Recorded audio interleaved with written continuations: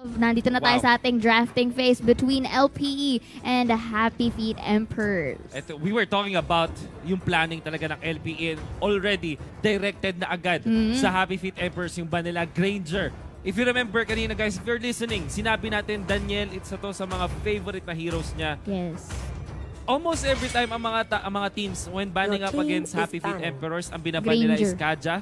This time Granger para sa LPE. Kasi alam nila, hindi natin kailangan ubusan ng hero yung ibang mga players nila. Si Daniel ang kailangan nating control. Which is true because nakikita natin na na-highlight na si Daniel all throughout our conference kasi with him using and utilizing Granger. Kasi you can see his damage output na naibibigay nga sa kalaban. And of course, for the side naman ng Happy Feet Emperors, they will not be giving away this Grok, which is quite important. And at the same time, hindi na rin siya surprising because he is one of the most priority bans for a tank support. Exactly.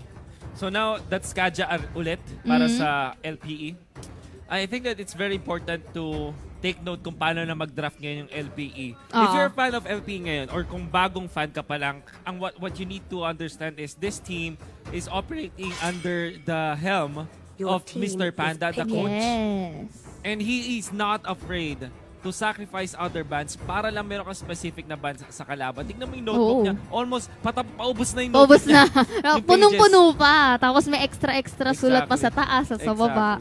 And of course, prepared si Kuya Panda, Coach Panda. Yes. Lolita. At kung napapansin natin ngayon, their first pick, syempre, they will be prioritizing a tank support, Wolf dito. Yeah. Ito yung pansin natin all throughout the series na yun palagi ang inuuna nilang pick. If it's not a Kufra, it's a Lolita. Yeah. They really want their Lolita. I think it's probably their most picked hero. And syempre, yung ban every time na open ang Lolita, kukunin talaga. Kunin nila talaga yan. And I think only a few teams already ang nagbaba ng Lolita sa kanila. To deny, kasi alam naman nila the dangers that lurk kapag napupunta sa kamay ng LPE itong Lolita. And syempre, para naman na ma-hold na ng Happy Feet Emperors, they will be going for a double tank, which is the Franco and the Hylos. Very interesting. Super instant Franco pick dito. Laki na agad eh. Yeah, perhaps they don't wanna run out of tank options, diba? And we know na even in the previous conference, gamit naman ng Franco, and it won't change this time. So I think Harith should be still be considered by LPE, but has to be the Harith should be scared of the Franco. Oh! Okay. So it seems like magkakaroon yata tayo ng tamang remake. Alright. Baka nagkamali lang or something. But I guess that they will have to continue with a Lolita pick. Yes. Or at least for the first one and one pick ng LP and the first two picks ng Happy Feet Emperors. But then again, if they will be sticking to that Franco Hylos, it also means that LPE, they have a chance na makapili pa ng options para ma-burn ang HP neto mga to. Alright guys, we will also give you a chance to take a little bit of break, a break of breathing. Kayo mag-decide. Kayo na yung mag-decide. Actually, just go get your snacks, get your coffee, whatever, get your drinks. Kasi for sure, malupit ang magiging laban natin dito. For now, we will hop into a break. The Nationals will be back, kaya huwag kayong aalis dito.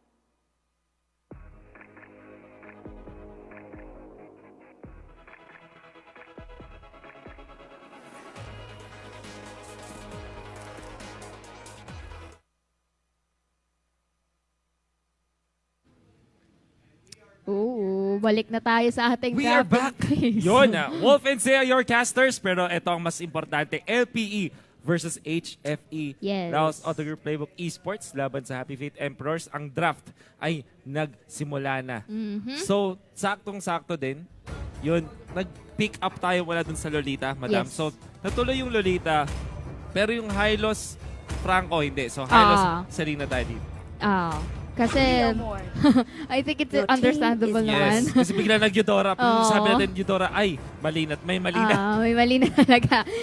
At syempre, in terms of bans, no, they still stick to the first two bans for both sides of the team. And again, like what you said, for the side of LPE, they will be having that Lilia and that Kimmy. Mukhang meron silang lane bully potential dito at the early game. Para naman sa side ng HFE, of course, like what you said, the Selena, the Hylos, and for their third one, it's going to be the Leomar. Alright, so what we're seeing right now is yung standard na LPE draft where they go for Kimmy. Surprisingly, hindi siya masyadong na-control dito ng Hfe Vs Emperors. Maybe they're eyeing another backshot pick here, second phase. What I'm trying to say is, yung Lilia at yung Kimmy, ito yung ginagawa nila when they want to siege. So, automatic na to. So, maganda actually yung ban dito sa Masha kasi nakakatakot din magkaroon ng offlane bigla na Masha. Maybe they'll consider getting the backshots their last pick, if ever. Esmeralda is also one of their choices. But this might mean that Selena might be a support. Or more than likely is pinapakita lang nila yung kanilang Esmeralda dito. Maybe hovering lang. Yeah. Pero naman sa LP, this is also a good ban for them banning out that Claude. Kasi syempre, doon sa first 3 picks ng ating Hfe Vs Emperors, kukulangin kasi sila ng backline. Pero dito, their 4th pick is going to be that Kufra, so they will be focusing more on ang oras nila sa tagal ng ating game. So it's Kufra instead. Kufra instead of the backshot kasi I guess what they want is to team fight and rally behind dito sa Kufra with the Leomord kasi ang lakas agad ng kill potential nila. I really like the Valier pick here mula sa LPE. What it does is, ito yung tagatunaw nila ng mga tanks. Tagatulak din. Tagatulak din, actually. Kasi parang, yes, you are very speedy with Hylos, Glorious Pathway, pero kung always kang tinutulak na isang Valier, yun na nga. Yes. Oy, para naman sa side ng Hfe Vs Emperors, if they will be locking in this hard, they will be having a linear setup. Wow, linear setup. Yes. Paki-explain naman yan, madam. Actually, meron akong binabanggit na technique kahapon pa eh. Tinatawag ko doon to cross technique to, Wolf. Oo, kasi Glorious Pathways, by example, one side, tapos yung Zaman Force niya on the other, edi ipit, diba? Grabe, mas malapit na cruise. Mas malapit na cruise. Ito pala yung lapagan technique. Oo. Tapos kahapon din may binabanggit ako. Akay, tsaka Cho. Tadjak, tsaka tumpak. Ay, grabe. Pero ngayon may makikita tayong tadjak doon. Tadjak lang. Yung Cho. Oo, walang akay. Wala. Alright, Kiluwash. Alam mo, lumabas tong secret Cho pick ni Kiluwash. Kasi if you're following LPE, back when they weren't even called LPE pa before the Nationals, looking at Kiluwash, wala siya nung Cho talaga. Kasi, of course, kaya niyang gamitin niya. Of course, he's a very good player. But we know that hindi niya yun hindi yun famously picked by Kiluwash. And all of a sudden, bigla nilang nilabas yun sa Signal Ultra Warriors earlier this week.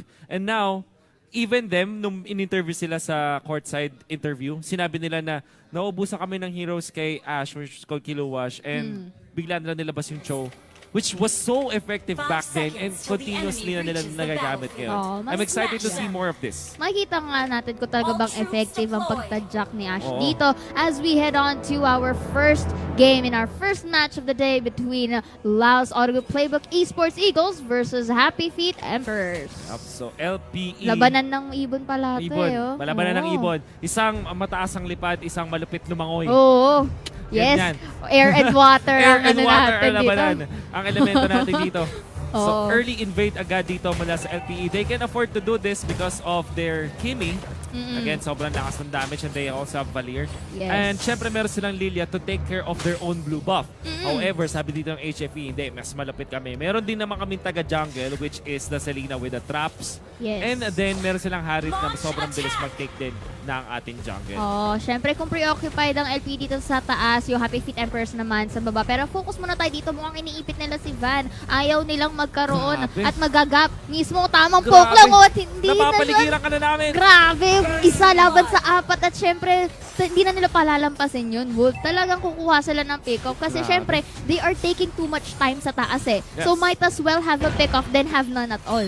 1 minute 20 seconds push with the Kimi. This is already very strong for LPE. They also got the first kill. Nakita nyo kung paano nila sinround. They have so many damage dealers from long distance. Meron silang Lilia, Kimi, and you saw the Valier. Top. Ito na naman mukhang round 2 kay Van. Ayaw na pagpahingayin pero may arrival play. Nandito si Rene J. Can he clean up? Mukhang hindi. Wow, siya pa yung napasama na KO by LPE as they take the 3-0. Numbers do matter but of course in exchange the Hylos will be taking a kill doon sa baba. But again, this is an early push potential. Okay, Aaron was able to stun but wala siyang magagawa dahil 4 ang members ng LPE doon at hindi siya makapag-respond agad. Oh, with the knock-up of the Kufra here. And Selena goes for that kill. Makaka-double kill kaya siya. Okay, she picks up 1. And again, another one. And that would be a good sign for Van here. But momentum-wise, it's still on the hands of LPE kasi 2 minutes on the clock nakapag-push na sila kagad sa top. But that was a very good comeback or recovery, at least for HFE. Nakita natin yung nakuha nilang kill sa that double kill. And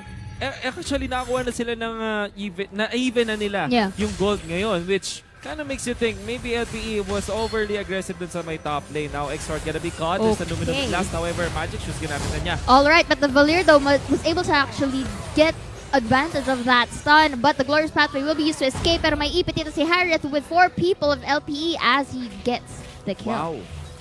And another recovery, that was Black Shoes usage na naman. Alam natin, ultimate of this Lilia allows her to reset or, you know, get back to where she was 4 seconds ago. Rene J wants to steal this, pero kulang na po. Medyo mistime lang ng konting-konti. It was an inch too late. An inch too late, like you said. Almost getting that buff, but LPE with the turtle with more kills. Yes. They put themselves up by 1,000 gold.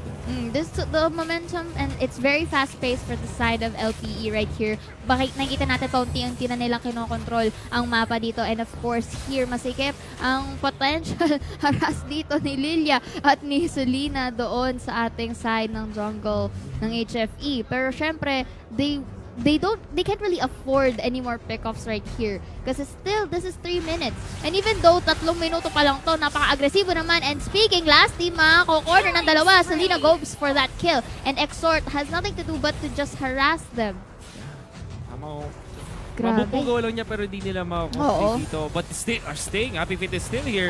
Glorious Pathway used na siya. Hiwalay to. Okay, Exort and Vern doon sa isa, pero the Selena here will be taking pickups to and fro, taking advantage of those squishy heroes ng LPE dito. They overstayed but that is okay. They committed it with pure risk and the risk was worth it.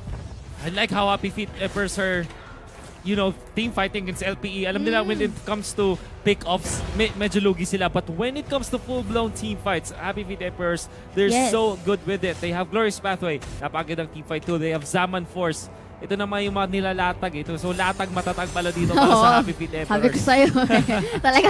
Latag matatag. Although hindi ko pa nakikita yung sinasabi ko kanina, pero okay lang yan. The fact that both of them are a linear kind of setup here, it only means that they are using it right now in the best of its potential. And here, we are seeing that both teams are transitioning para sa an attempt ng ating turtle take.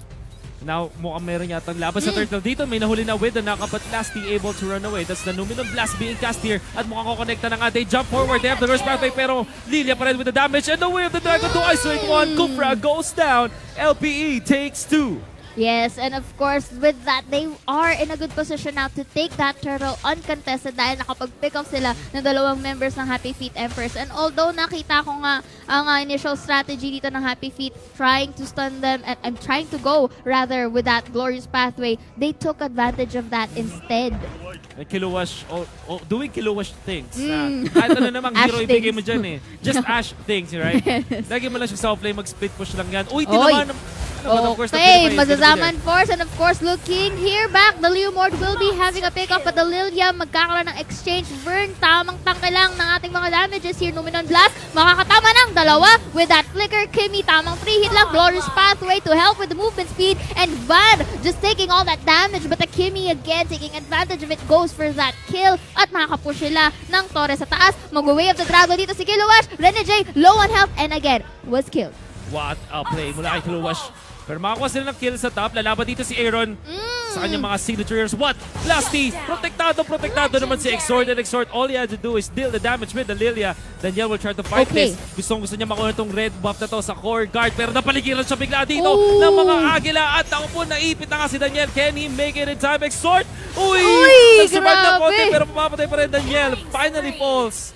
And LPE will pick that Harith off. Hindi pa rin tapos, no, as Valier pushes them away, and Kilowash here, tamang way of the Dragon lang, ladies and gents, with Hfe Vs Leomord. Dito mapa-flicker siya pabalik, and again, the Kufer here just trying to contain them as much as possible, pero si Lasty, just right harassment from him right there. And if you look, it's like one rally from another. It only means na take advantage ang mga pickoffs to and fro, and this, we can see na Wolf na in a pinch na.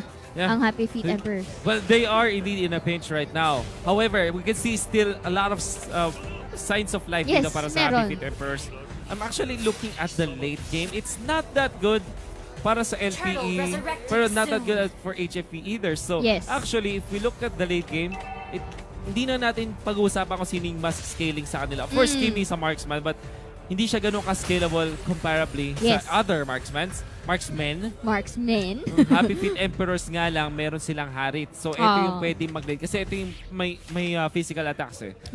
So, in terms of the late game, I would say pretty even pa rin for both teams. Definitely. Kasi syempre pwede pang mag-scale tong si Daniel when in terms of late games natin, Wolf. And of course, they have to like do this as much as possible. But then again, LPE, sila na nakakakita na tayo ng map control sa kanila dito. And the only thing that the resources that HFE can take is the minions that are arriving on their turf. And going back, syempre, LPE, ayaw na nilang patupik-tupik. Gusto na syempre nilang tapusin to kasi we know that HFE also has that advantage when in terms of the late game. Mag-glorious pathway dito, and Vern just taking all of that damage. But Lasty will be cornered by 4 members of LPE right here. Masastan pa. And again, it's a very separate fight right here, Wolf. Numinom Blast kinasal ito pero napatay muna dito yung Lolita. They will get the counter kill, the Hylas though, but already 2 down on the side of LPE. Now, Happy Feet Emperors, they wanna march forward. Daniel, medyo kumakasa dito pero nagmaamba out na ang LPE. There was an arrival play, however.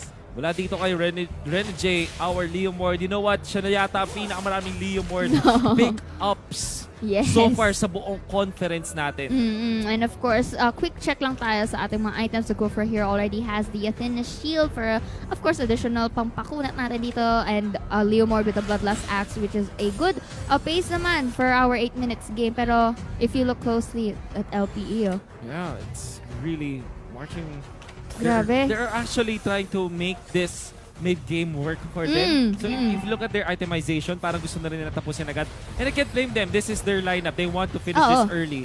But they will try to defend top and they will. Mananakaw ba itong buff? Sino nakuha ng crab coin? Ang nakuha si Aaron. Aaron pala. Numinon Blast nga lang.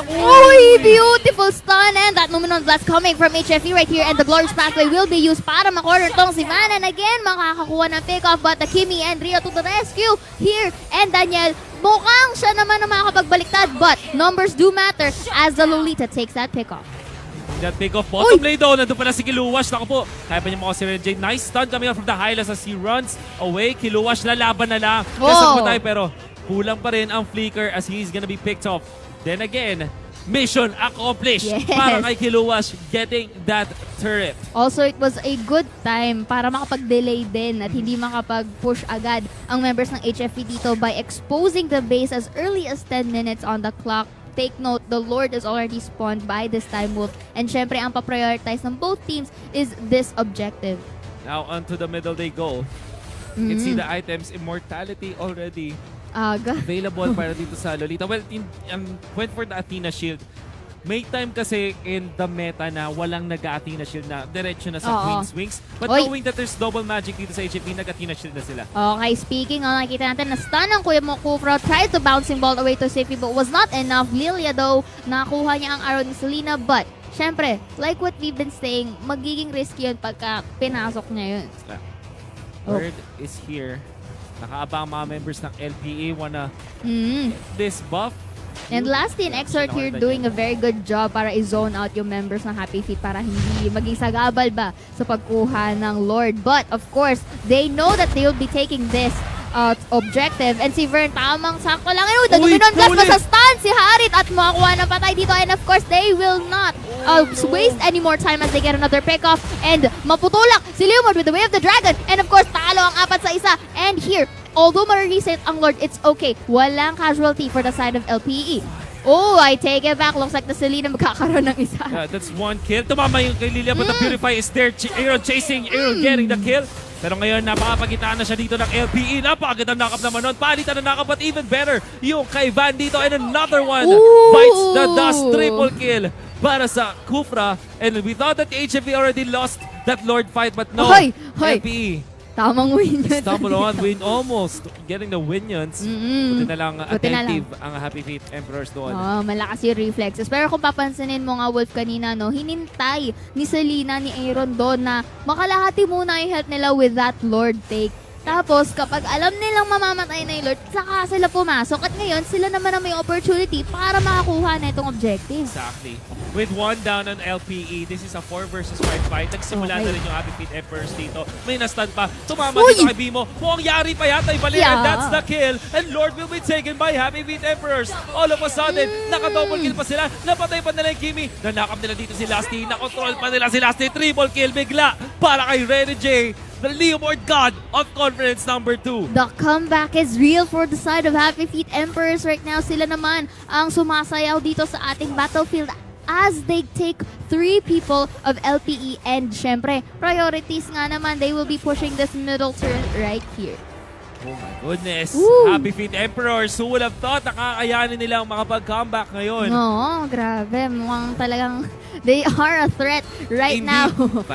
Ooh, that was scary. Oo. Wala pa siya masiset doon kasi wala pang members ng LPE. So tamang patay muna tayo ng minions at syempre going for that third take once again. We have the big minions. Of course, marami namang clear potential LPE, but it comes Van, kumakasa, nagsistretching. Pero syempre, hindi mag-commit dito. Tamang stretching lang. Tamang gumagawa lang para kay Kufra dito. Syempre si Kiluwash, tamang ang tabay. Way of the Dragon will be used para ma-show away to si Harit at hindi na siya habol.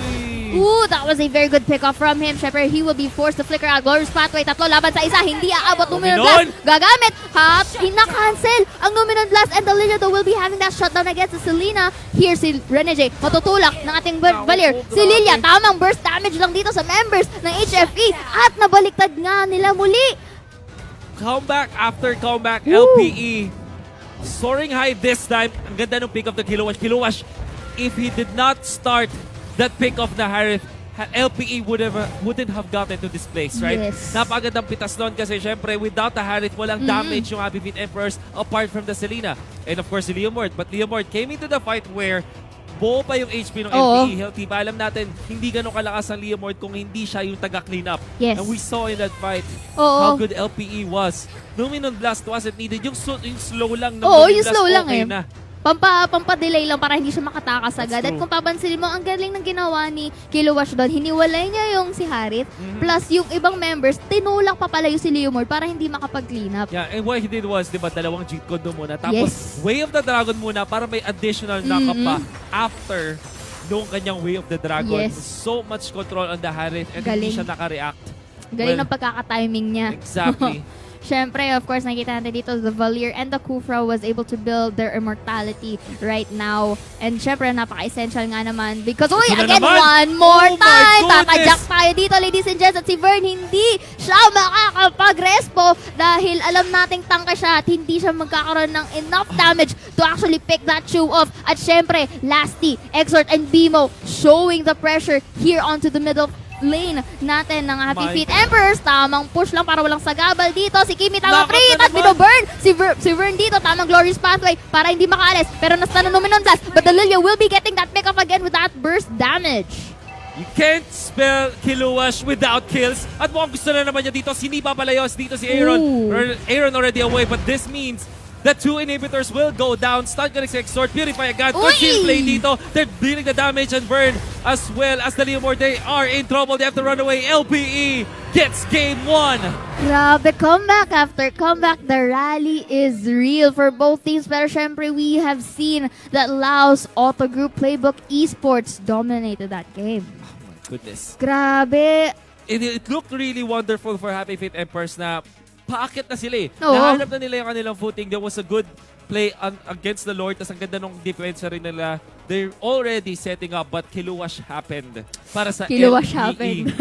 For sure. The tadjak happened. For sure talagang aapiran tong bibigyan to ng kung ano mang kape or something. May libre ba? May libre to si Kiluash. Kasi if he did not do that, LPE, Yes. mahirap, sobrang hirap nila doon. You know what? Maybe we will see, maybe you guys will see it in the highlights, but understand this. Ang dami kasing iba't ibang combos for the show. Yes. What he did was hindi niya inuna yung Jeet Kondo stun. Kasi ang ginawa niya, flicker in or shumpo in, tapos sinipa with the Way of the Dragon agad.